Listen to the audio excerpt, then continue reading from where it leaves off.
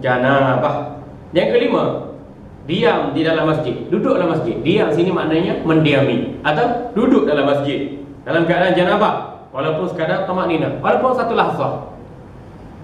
Kejap duduk dalam masjid, haram kerana kita dalam keadaan berjunub. Keterangan tidak haram lalu di dalam masjid. Kalau lalu tak apa, diam mana berhenti, stop. Kalau lalu lah. Seperti dimasuki dari pintu keluar pada satu pintu yang lain. Masjid ada dua pintu lah. Kita kata masuk arah timur, keluar arah barat. Lalu tak apa, masuk masjid, lalu tak apa. Jangan berhenti satu lahzah, berhenti sekejap. Walaupun sekadar tamakninah, hukum dia haram. Dan tiada makruh mengikut pendapat yang asah. Berulang-alik dalam masjid adalah haram. Berulang-alik dalam masjid, dia janabah, duk main ulang-alik dalam masjid. Tak ada apa pun, duk main pergi masjid, balik masjid, pergi masjid. Haram. Walaupun dia ulang-alik itu datang dan pergi. Kerana dikira diam, yakni menetap di dalamnya, dalam masjid. Yang keenam, membaca khutbah Jumaat. Dia junub baca khutbah Jumaat, haram. Sujud tilawah, dia junub, dia sujud tilawah. Dia bersama dengan isteri dia. Tak. Tengah hari dah. Tak. Lepas tu pukul 9 pagi dia pergi main bola. Contoh dia, main bola. Bila main bola jaring go, dia pun sujud syukur. Haram. Tak. Pak-pak Arab sekarang ni dia main bola, dia jaring go. Dia sujud syukur. Sujud syukur pakai seluar pendek, haram. Bak syarat sujud syukur dalam keadaan suci. Yang pertama. Yang kedua, nak kena ada wudu. Itu masalah keadaan suci. Lain daripada ada kecil ataupun ada besar. Lepas tu kena ngadap kiblat. Sujud syukur. Main bola tak, kita tahu mana kiblat. Dalam stadium pula apa semua ramai, tak tahu mana kiblat. Hantam sajalah. Jadi satu budaya. Itu bid'ah dalal. Bukan ibadat tapi dianggap ibadat. Dan buat ibadat dengan menyalahi tuntutan syariat. Tuntutan hukum itu sendiri salah. Lepas tu sujud syukur luar pendek. Mana boleh? Kena tutup aurat. Allah. Kita nak tiru Kristian bila dia meraihkan kemenangan apa, dia buat tanda Kristian gitu. Kita tak payahlah buat sujud syukur. Buat sujud syukur tu ibadat yang tauqifi. Allah tentukan, Nabi tentukan cara ibadat tu ibadat yang khusus, tauqifi. Tauqifi ni ibadat yang khusus. Dari sudut rukunnya, syaratnya, sahnya, batalnya, masanya, ibadat yang khusus. Al-aslu fil ibadati tauqifi. Asal untuk kita buat ibadat adalah ibadat itu disyariatkan oleh Allah dan Rasul. Tauqifi maknanya daripada langit, Allah dan Rasul yang tetapkan benda tu. Itu asal usul ibadat. Ini ibadat yang khusus. Adapun ibadat yang tak khusus, ibadat yang tak khusus, seperti kita kata nak zikir, nak wirid, nak doa, anytime anywhere. Tu. Bila apa nama ni? Kematian Tok Huni Aziz, anak dia pun bagi tahu. Assalamualaikum tuan-tuan. Ayahanda saya pesan tak perlu ada tahlil, talqin dan lain-lain. Kerana nak ikut sunnah Nabi sallallahu alaihi wasallam. Lepas tu dia berhujah. Ada kaedah sebut al-aslu fil ibadati tauqifiyyun. Asal untuk mengerjakan ibadat adalah tauqif. Kita jawab balik. Tahlil itu sunnah dan sunat. Talqin tu sunnah dan sunat. Tabur bunga atas kubur tu sunnah dan sunat. Ataupun letak apa nama ni kelompok-kelompok bunga, ataupun letak tumbuh-tumbuhan yang segar, ataupun tanam, sunnah dan sunat. Talqin 4 mazhab kata sunnah dan sunat. Tahlil, kalau kita fikir logik pun, orang mati kita ramai-ramai pakat pergi zikir situ, boleh manfaat. Orang hidup boleh manfaat, orang mati boleh manfaat. Kecuali kita pergi nyanyi lagu negaraku, orang mati kita pun 1, 2, 3 negaraku. Pak zikir tu kita sebut nama Allah. Nama Allah ni didengari oleh manusia, jin, hidup, mati. Dia semua dengar belakang nama Allah. Lagipun kita sebut kalimah thayyibah, kalimah yang paling mulia dalam sebutan dalam pelbagai bahasa. Paling mulia di kalangan mereka, paling mulia di kalangan jin, paling mulia di kalangan manusia, paling mulia di kalangan nabi-nabi. Kita sebut apa? La ilaha illallah. Fikir logik tak payah fikir dalil lagi, fikir logik Lepas tu Allah bersebut dalam Quran, fa'lam annahu la ilaha illallah. Jin, manusia, hidup matimu kena reti la ilaha illallah.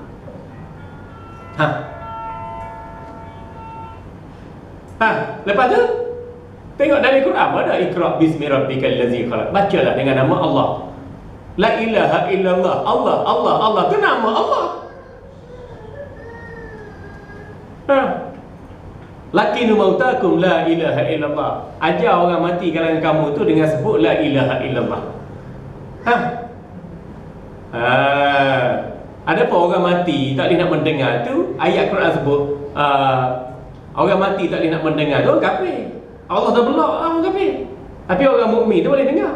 Contohnya bila kita pergi kubur, kita pergi salam, Assalamualaikum ya ahlal kubur, antum sabiqun, insyaallah nahnu bikumul lahiqun. Salam sejahtera kat atasmu wahai penghuni kubur muslimin, kamu telah pergi mendahului kami, insyaallah kami pula akan mengelilingi kamu, rahmat kamu. Allah rahmat kamu, sejahtera kamu. Gitu. Dia jawablah cara spiritual.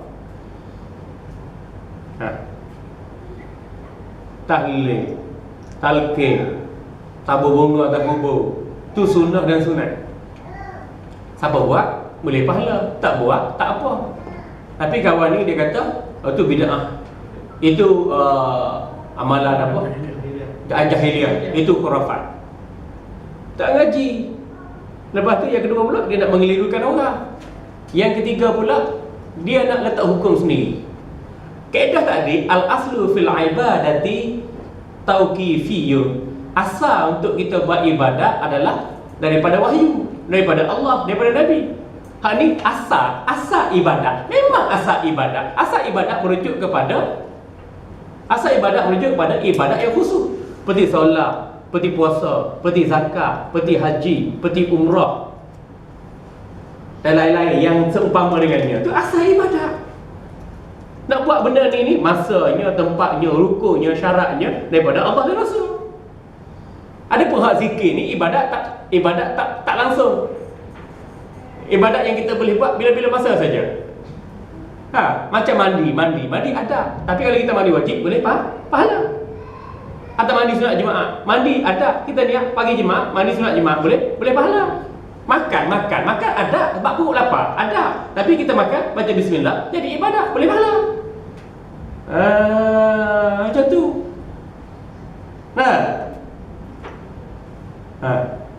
Jadi al-aslu fil ibadati tauqifiyyun. Asal untuk kita nak buat ibadat tu ibadat yang khusus. Mana kita tak boleh pandai-pandai nak letak solat ni sekian, sunat ni tak boleh. Dah siap dah. Allah dan Rasul tunjuk dah. Ada pun ibadat yang tidak langsung ni, hak buat ibadat tidak langsung ni, kita boleh buat bila-bila masa saja. Lepas tu bagaimana? Ulama-ulama kita, empat mazhab, ulama mazhab Syafi'i kata sunnah dan sunat, tahlil, talqin, tabur bunga atas kubur,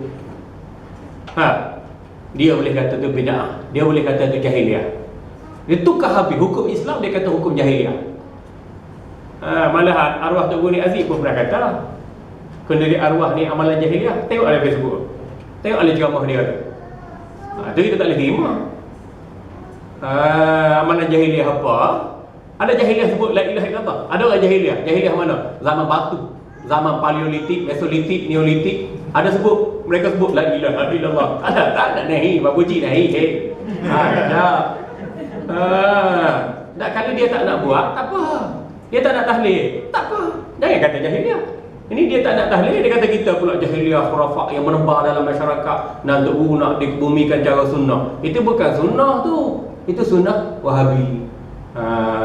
Itu sunnah Wahabi, bukan sunnah Ahlus Sunnah wal Jamaah. Sunnah Wahabi tu. Allah, belik-belik orang sekarang. Dia tak faham kaedah usul fiqh, lepas tu nak pandai-pandai dengan usul fiqh. Dia tak faham dengan penjelasan hukum di kalangan ulama mazhab dan mazhab Syafi'i. Lepas tu dia nak kata hukum tu menyalahi mazhab. Kan nak kata hukum sunat dia jadi hukum bid'ah dan khurafat dan amalan jahiliah. Allah.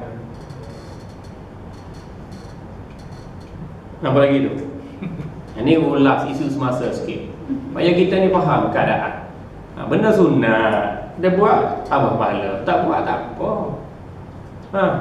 Walaupun anak dia tak nak buat, tapi tok guru pondok pergi ziarah tok guru ni Aziz pun baca juga, tak ada halang. Syekh Nuruddin pun pergi boleh juga. Nah, ada mufti tu dia pening. Dulu dia kata tak boleh buat salat ghaib. Bila orang meninggal, apa nama ni, pesawat MH370 atau MH17 atau Air Asia meninggal, Melayu Muslim meninggal, tak boleh buat salat ghaib. Tapi sekarang ni bila Tok Guru ni Asyik meninggal, boleh buat salat ghaib. Dia pun suruh buang, pening dah. Atau mufti Pasir Berdengung. Mufti Pasir Berdengung, kita cakap tu, kita cakap ni tak boleh pakai. Dia nak pakai mufti yang konsisten. Dia tak pakai. Pada kalau perbezaan fahaman, perbezaan fahaman, dia hormat kita, kita hormat dia. Dia tak nak tahlil, alright. Dia tak nak talqin, alright. Tak, dia tak nak pacak pokok bunga atas kubur, siram air mawar dan kelopak-kelopak bunga, alright. Tak ada apa, tak ada masalah. Okey. Tapi kita kata sunat, kita nak buat, nak tahlil, nak talqin, nak siram air mawar atau tabur kelopak bunga atas kubur. Kita kata sunnah dan sunat, alright. Kita tak kata dia sesat, tapi kita buat gitu, dia kata kita sesat pula. Uyo, ajar apa ni? Dia kata Allah, apa signifikan tabur bunga atas kubur? Sebab bunga tu, hijau tu, masih segar tu, dia hidup. Dia tasbih pada Allah. Mana kata dalil tasbih pada Allah? Sabbaha lillahi ma fis samawati wa ma fil ardil malikil qudusil azizil hakim. Sesungguhnya telah bertasbihlah segala makhluk yang ada atas muka bumi pada Allah pagi, petang, siang, malam. Lepas tu lagi kata benda tu basah, lagi itulah pokok pakih ni, daun-daun bunga ni bertasbih pada Allah dan penghuni kubur dapat manfaat. Rumput-rumput. Sana rumput tak kubur. Sana ataupun rumput tu menjalar pergi, dapat manfaat. Jangan hari raya kita pergi racun rumput tu mati. Rumput kata, oi, apa racun aku ni? Aku dah selawat, dah tasbih ni, racun aku pula. Apa orang? Tak nak pokok bunga ke apa semua tu. Itulah yang Nabi SAW lalu pada dua kubur. Hadis Sahih Muslim, lalu pada dua kubur. Ringkas cerita, satu kubur penghuni kubur sedang diazab sebab dia tak basuh kecil. Satu lagi penghuni kubur sedang diazab sebab dia mulut laser, mulut tak ada insurans, mulut tempayan, lidah bercabang. Lepas tu Nabi SAW ambil parang, potong pelepah tamak, satu pacak sini, satu pacak sini. Kan Nabi SAW bersabda, la'alla yukhaffifani ma lam yaibasa. Mudah-mudahan pelepah tamak yang kupacak ni memberi sedikit keringanan azab kepada dua penghuni kubur selagi mana pelepah tamak yang ada ini basah, dalam keadaan basah. Sebab dalam keadaan basah tu hidup. Itu tasbih pada Allah, tasbih pada Allah, penghuni kubur dapat manfaat. Gitu juga tabur bunga. Sebab bunga tu hidup. Ataupun pokok-pokok hijau hidup. Lepas tu kalau kita nak letak batu hak hidup. Orang tua kita nak letak batu sungai tu dia hidup.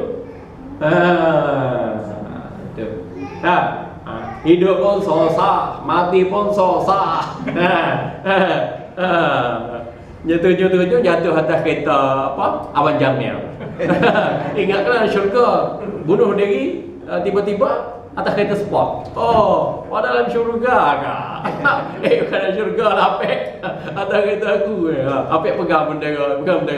Mati pun mau pegang bendera kah? Susah orang kita, sebab tak faham agama. Lepas tu duk kecoh. Bila meninggal Tok Guru tu, ada awan di langit. Awan di langit. Bila tengok tu, tak ada awan pun. Macam-macam orang pandai buat. Ya Allah, masa Rasulullah sallallahu alaihi wasallam wafat, baik-baik makhluk kekasih Allah, ada awan di langit. Ada awan tertulis kalimah Allah pada Sayyidina Ibrahim bin Rasulullah sallallahu alaihi wasallam. Qasim Abdullah Ibrahim wafat. Anak Rasulullah tu Ada Rasulullah tu. Ada tulis Allah di langit. Ada Allah. Banyak tengok Dragon Ball. Gambar pun boleh buat belakang sekarang ni. Orang tak suka buat gitu lah. Orang tak suka buat gitu. Pelik-pelik orang kita ni. Terutama orang politik. Jadi tak suka semacam je. Allah. Kita ni Ahlussunnah wal Jamaah, akidah nombor 1. Politik nombor 2 tak apa. Atau politik nombor 7 tak apa. Akidah nombor 1. Orang parti politik nombor 1. Akidah tak kira apa-apa. Yang penting politik. Kaedah yang salah. Perkara-perkara haram kerana berhadap kecil. Tadi ada besar. Ada besar tu 1, 2, 3, 4, 5, 6, 7, 8. Haram untuk dilakukan. Perkara-perkara yang haram kerana hadap kecil ialah solat. Yang kedua, tawaf. Yang ketiga, sujud tilawah. Baca-baca Quran, ada sujud tilawah ataupun sujud. Dan kita ada kecil, haram. Dan sujud syukur, haram. Yang kelima, baca khutbah Jumaat, haram. Baca khutbah Jumaat dalam keadaan wudu. Okey. Dalam keadaan suci, sama ada hadas kecil ataupun hadas besar. Okey. Yang keenam, menyentuh mushaf, haram. Pegang Quran tanpa suci, tanpa wudu, haram. Menyentuh kulit mushaf, kulit pun haram juga. Walaupun telah bercerai dari kandungannya, selama mana ia dipanggil mushaf. Kulit isi tak ada, kulit saja, haram juga. Lagi mana dia dipanggil mushaf. Okey. Jika telah dijadikan yang lain seperti kulit kitab, tidaklah haram contohnya. Kulit dia macam hak cover, dan kandungan dia tu dah terlucuk, dah jatuh, koyak apa semua kali. Jadi kulit ni dah lusuh. Kita ambil hak cover ni, ada ni, kita pun buat guna kitab. Jadi pun kita boleh pegang, tak apa. Tapi kalau kulit ni, hak cover ni, masih lagi kata tulis Quran Karim situ, walaupun isi tak ada, haram dia pegang dalam keadaan kita tidak bersuci daripada hadas kecil. Menanggung atau membawa mushaf, membawa Quran, haram, kecuali membawanya bersama barang yang lain, mengikut Syekh Ramli. Syekh Ramli kata, kalau kita bawa Quran kalau kita bawa Quran, ni Quran, ni bawa kitab-kitab lain. Quran ni dah di atas Dia kata, Quran dah atas, tak apa, ikut Syekh Ramli. Tapi kalau kita bawa begini, Quran seperti gini, maka haram, kerana kita tidak dalam keadaan bersuci daripada hadas kecil. Keterangan mengikut Syekh Ibn Hajar adalah tafsir, perincian dengan melihat pada barang yang dibawa bersama-sama mushaf tersebut. Syekh Ramli kata, kalau bawa kitab 3-4 biji ni, Quran duduk atas ni, tak apa. Bahasanya bawa kitab, bukan bawa Quran. Syekh Ibn Hajar kata, kena tengok dulu niat dulu. Tengok dulu. Okey. Yang 8, menyentuh sesuatu yang disediakan bagi mushaf. Haram juga, kotaknya dan seumpamanya, kecuali peti, barang atau khazanah. Mushaf ni termasuk dalam kotak, atau mushaf ni termasuk dalam sarung dia. Kita pegang sarung. Mushaf di atas ni haram juga, sebab sarung ni sarung Quran. Kotak-kotak Quran. Okey. Kecuali peti barang-barang. Kita kata apa nama ni? Bako ni kita letak barang-barang lain apa semua tu.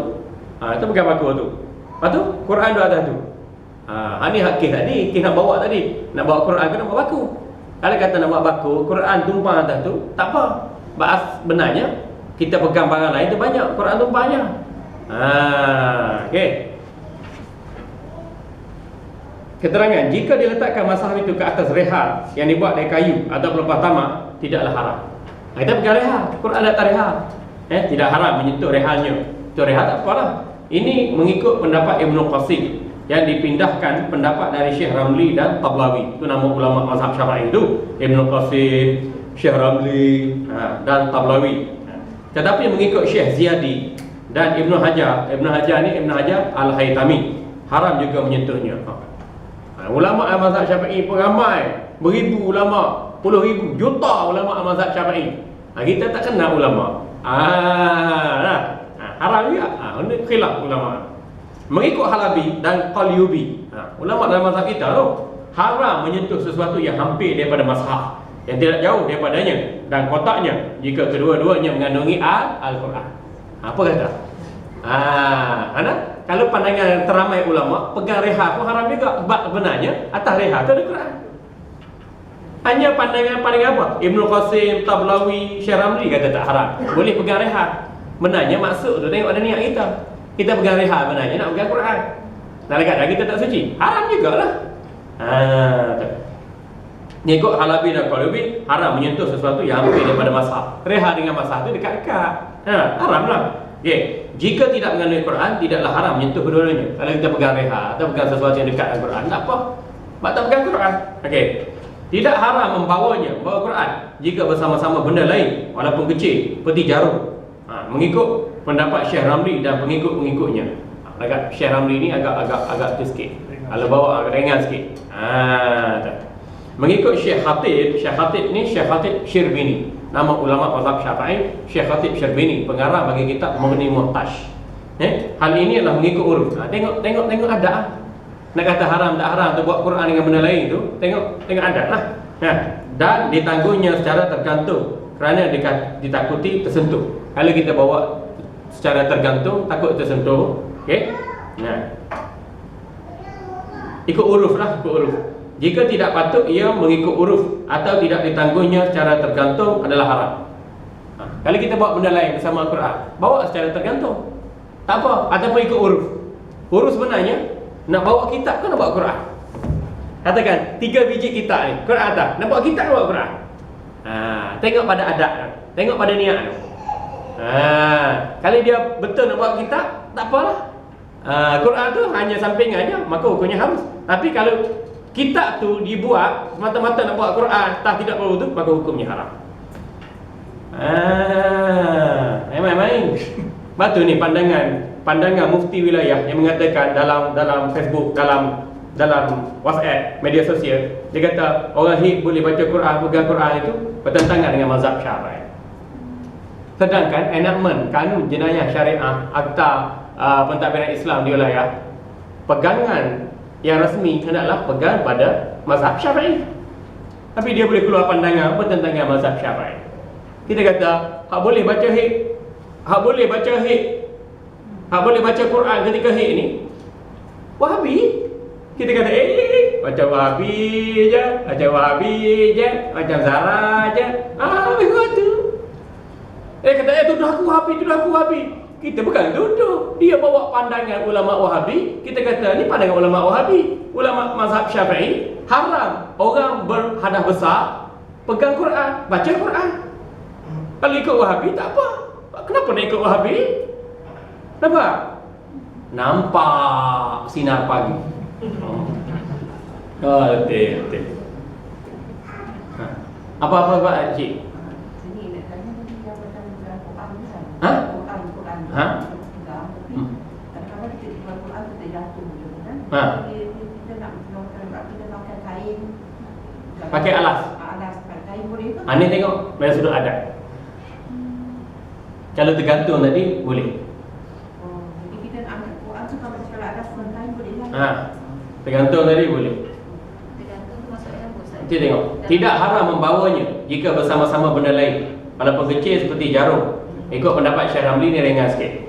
Mengikut Syekh Khatib, hal ini adalah mengikut uruf dan yang ditanggungnya secara tergantung kerana ditakuti tersentuh. Boleh kalau kita kata Quran jatuh itu. Jatuh itu kita pun baik gaya angkat. Baik gaya angkat dia kata. Okey Tergantung tu maksudnya apa Ustaz? Tergantung. Kalau tergantung ni Dalam beg ke? gantung ni macam ni. Macam dalam beg boleh tak? Dalam beg boleh lah. Okey. Tapi masalahnya nak gantung pun nak pegang tangan juga. Ataupun kita tak nak haram, kita kata kita tak nak haram. Kita suruh anak dara kita angkat. Anak dara kita tak suci juga, haram juga. Cuma kita pindah lah daripada haram kita pergi pegang situ. Ada orang lain. Dan kita panggil menantu kita. Weh pegang Quran angkat ni, Quran jatuh ni. Mak saya tak apa, haram kat kau ya. Tak boleh, tak kena. Menurut Syekh Khatib, hal ini adalah mengikut uruf dan ditanggungnya secara tergantung kerana ditakuti tersentuh. Nak angkat tergantung, jangan sampai tersentuh. Jangan sampai tersentuh. Jika tidak patut, ia mengikut uruf atau tidak ditanggungnya secara tergantung adalah haram. Kalau main pegang gitu, ambil pegang gitu, haram. Kalau Ustaz, kalau katalah yang Iyan tu yang koyak kalau kita jumpa jatuh macam mana kita nak ambil. Mudah ya. Pergi dapur ambil wudu, kutip. Dulu lah. Ambil wudu. Ambil wudu boleh pahala. Menghormati Quran yang cerah yang jatuh atas lantai boleh pahala. 2 kali pahala. Bersuci dan memuliakan kita Allah. Dan disyaratkan meniatkan menanggung benda. Niat itu. Niat nak tanggung benda. Secara mutlak, bukan niat tanggung masalah. Niat nak angkat benda secara mutlak, bukan niat nak angkat masalah. Jika diniatkan masalah adalah haram. Okey. Keterangan, jika diniatkan masalah dan barang tidaklah haram. Ini pendapat Syekh Ramli. Syekh Ramli ni dia ringan sikit. Tapi Syekh Ramli ni kita letak dia pandangan yang kedua. Pandangan yang pertama Syekh Ibn Hajar dan lain-lain ulama yang ramai lagi kalangan mazhab Syafi'i. Tetapi mengikut Syekh Ibn Hajar dan Syekh Khatib tetap haram. Niat nak tanggung benda. Okey, cara mutlak, bukan nak tanggung mazhab. Nak tanggung mazhab haram. Okey.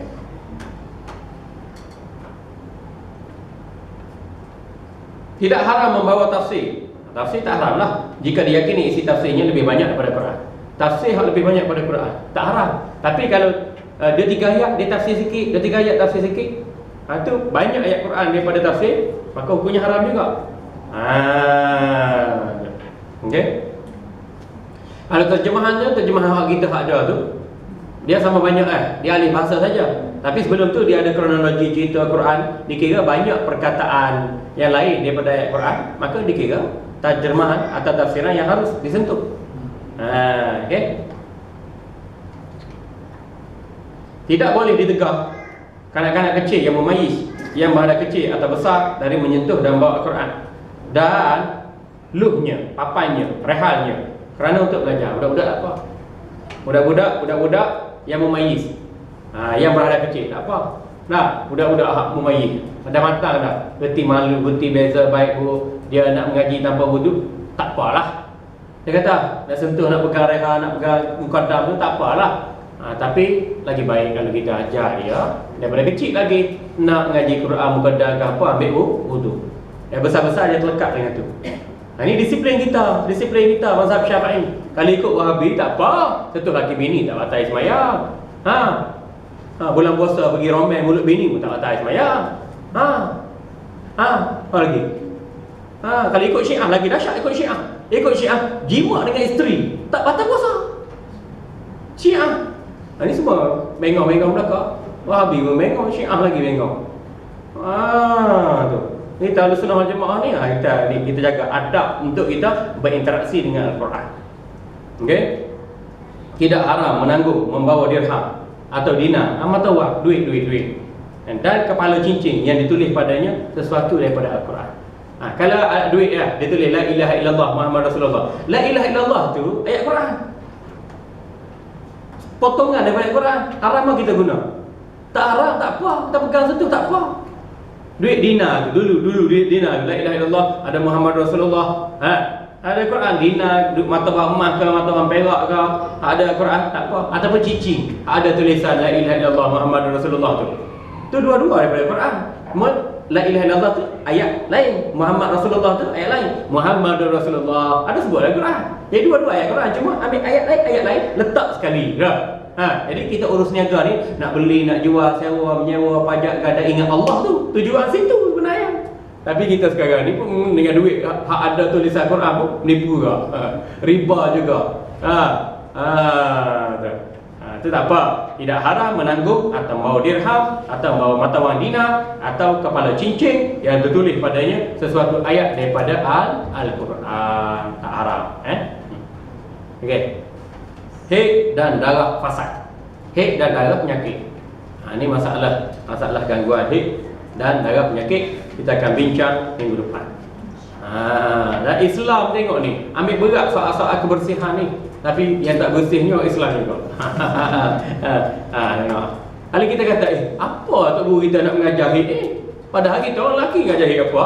Pak lelaki bila dia kahwin isteri dia haid tu. Jangan main nak naik syekh je bini ada haid tu. Lepas tu kena ajar bini darah hitam, lepas tu darah merah, lepas tu coklat, lepas tu kuning. Kuning bersih, beres lalu. Mandi dulu. Beres nanti. Kita kena ajar, nak tahu. Orang sekarang ni tak nak menikah aja. Dia tak nak menikah aja. Hek tak jelas. Lepas tu darah hek mandi wajib tak jelas. Lepas tu darah penyakit dengan hek pun tak jelas. Tak berlaku pada kita, tak apa berlaku pada kita. Bulan tu penuh hek. 45 hari penuh hek. 3 bulan mari darah sudah. Maksimal hek 15 hari 15 malam. Minimal hek sehari semalaman. Hak keluar daripada tu darah penyakit kan. Masa bercinta tu balik belakang tak nampak benda dalam tu. Bila dah kahwin, darah keluar. Suami tension. Jangan. Mula nak jadi pening, jadi garuk, jadi apa? Ini masalah. Tak mengaji. Masalah tak mengaji. Kalau mengaji, suami faham keadaan isteri, isteri faham keadaan suami. Sebab kita mengaji. Lepas tu masalah nifah lagi, istihadah lagi, masa mengandung lagi. Kenapa orang lelaki nak mengaji? Sebab berkait dengan wanita. Sebab dia akan jadi laki bini. Bukan laki bini, dia ada anak, ada cucu, ada menantu. Jadi kalau seorang mengaji, tok guru ni, dia ayah, jadi bapa, jadi datuk, dia boleh pesan pada anak cucu. Mana Islam ni tengok aspek-aspek kebersihan yang berkait dengan badan seseorang. Kalau tak mengaji belakang, tak kira darah hek ke nifah ke wiladah ke istihadah ke masa mengandung ke. Allah, hidup tanpa benda. Habis. Yang ni kita simpan minggu depan. Ada darah majal boleh panggil mengaji, mari faham. Insya-Allah. Wallahu